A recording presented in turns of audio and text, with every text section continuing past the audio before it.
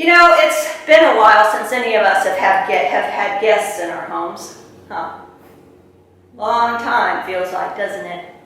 Oh yes, family members may come over and maybe you'll have a conversation with a neighbor out in the yard, or someone stops by and maybe you chat a little bit in the yard. Because we've been sheltered in our homes, guests have been few and far between. And I don't know about you, but I miss them mightily. So today we hear that Abraham and Sarah were visited by 3 guests out in the desert where they camped with servants, goats, and sheep. Now, when these men come, Abraham doesn't question whether they are worthy or whether they are dangerous, but immediately he welcomes them and lavishes generous hospitality upon them. And then they reveal in the course of conversation that they are indeed God's messengers, bringing news that Sarah will conceive and bear a son in her old age. Now, if we think about this from Sarah's point of view, these are guests with joyful news, however, pretty alarming when you're 90. Maybe the outcome was great, right? A son. But I can only imagine that for Sarah, this was fairly overwhelming and frightening, right, guys? And feeling very impossible. And you're going to do what, when? But these angels, these messengers, were sent to fulfill a promise that God had made to Abraham when God called him to leave everything he knew, his home, his family, his land, his profession, and follow God's voice. And Abraham did that because God had promised him 3 things. God had said, if you follow me, this voice, I will give you land beyond your wildest dreams. You will bear a son and have descendants who someday will be more than the stars in the sky. And God promised him that he would be the father and Sarah the mother of a great nation. And so when these guests arrived today, they were actually bringing the fulfillment of one of God's promises. So therefore, these guests brought assurance, presence, and hope. I think we could use them about now. Because right now, our world is filled with suffering. So much that it's difficult for us to digest. It's more sometimes than we can take in. Our uninvited guest is a virus that has wrought illness and death, fear, unemployment, increased poverty, disruption, isolation, and despair. And those who could least afford any more suffering in their lives have been hit the hardest.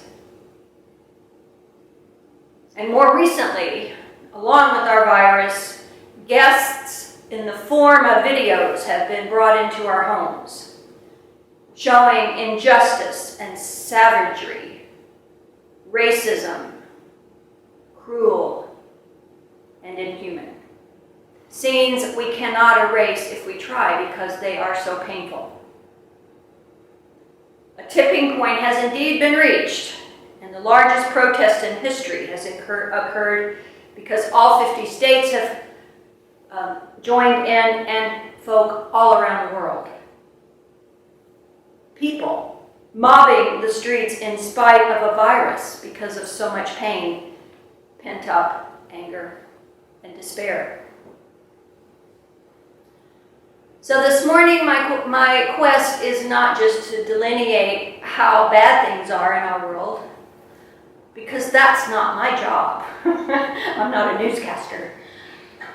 My job is to ask the question, what do we do with change? What do we do with all this turmoil, this fear, this sadness, this anger? I believe, as Michelle said earlier, that our scriptures could not have been better chosen for this particular day, because we have some answers from both Abraham and Paul. Like Abraham, we can meet the uninvited guests and our nation's suffering. We can do so with energy. Abraham jumped up to greet these angels. Why? Why was he so sure he could trust them? Why was he so sure they were not harmful? The answer, I believe, is that Abraham knew God intimately, trusted in God to leave everything he knew and loved. God had promised him not only land and descendants, but God also made a covenant with Abraham. The covenant was that if Abraham would follow God's voice, that God would always be with him as long as Abraham trusted in God. Always.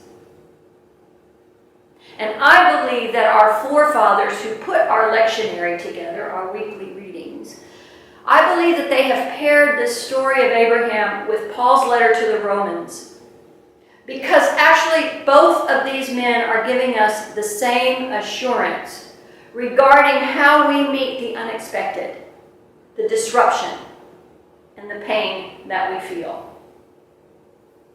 So, bear with me while I connect the dots of these two men.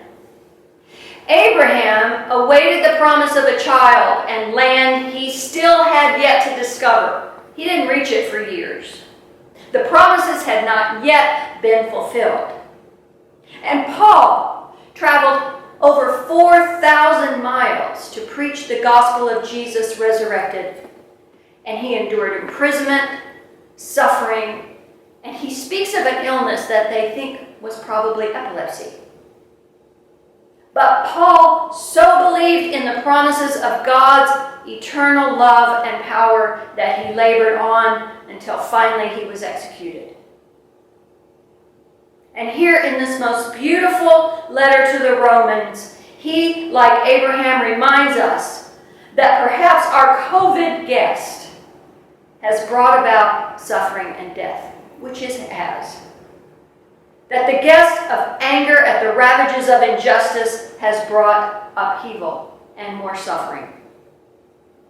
But that suffering, if we have faith, faith in the goodness of God, faith in the presence of God, faith in the promise that God is always with us, no matter what, Paul tells us that that suffering we feel produces endurance,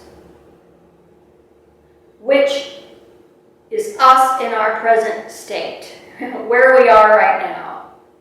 We are enduring the uncertainty of what will happen in the future, the uncertainty of when we're going to return to normal life, the uncertainty of when we'll be back in the sanctuary together, the uncertainty of us asking each and every minute, am I safe? We are enduring, whether we know it or not or realize it. We are able to endure because of our faith. And our endurance, Paul tells us, if we endure with faith, our endurance produces character. I've always loved that word. And what the dictionary tells us character means is that one with character is a person who has been tried, a person who has been tested, a person who has come through strong. And therefore, this is important, they can be trusted. Because of our faith, we can endure and we can build upon our faith, which then allows us finally to hope. And hope is defined as expectation, trust, and confidence. We had a Bible study not long ago on the words hope. Hope is confidence, expectation, and trust. Hope that no matter what, we know that God is in charge, that God has the power to change the situations from injustice and discord to a time of healing and restoration. Hope that even from this virus that has caused such disruption and mayhem, that that maybe, we hope, that maybe we have learned something about community and caring for one another in ways we may have forgotten. And I don't define hope as blind faith, that everything's going to be just fine. I define hope as the epitome of endurance that is forged by faith, character that is produced by faith, and hope that is enriched and planted firmly in faith. But wait, there's more. Because hope produces something. And Paul goes on in the next, 8 chapters to tell us what that is. Hope engenders love. Love for a God that we trust. Love for one another and for the stranger, for the guest, for the unknown. Love for what we haven't even seen yet. Love for the victims of this virus. Love for the people of color who have suffered and are suffering. Centuries. And we stand with them in their struggle because of love. Love even for those who are cursed with the disease of racism, and it is a disease, who can only see some people as inferior, as objects. Love, both for peacemakers and the haters, because people who taught were victims of a disease. Their characters were formed in a vacuum without love. That's how we learn to hate. Our lessons today both teach us that we don't know what to expect in life. We don't know what's going to happen next. I mean, I'm moving. I have no idea what's going to happen in my new home. We're not guaranteed. None of us are guaranteed perfect lives, perfect health, or stability. If we possess faith in God's promise that we are held, that we are lifted up, and that we are loved for eternity, then we are truly children of God. This is God's promise, that God will be with us now and always, that we can trust in God's promises to us, that God is always residing here in our hearts and taking care, watching us suffer and suffering with us. Because of our faith, we are able to beat whoever and whatever comes our way, with God's promises engraved in our hearts and our minds, and give us hope when we doubt. And finally, I would like to leave us with words of Paul that come much later in his letter. They are words of the most beautiful hope and encouragement I can imagine.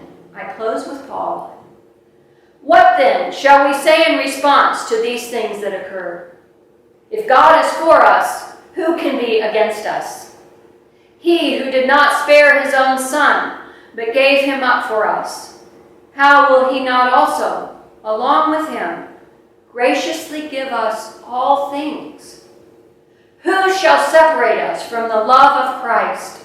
Shall trouble, or hardship, or persecution, or famine, or nakedness, or danger, or sword? No. In all these things, we are more than conquerors through God who loved us.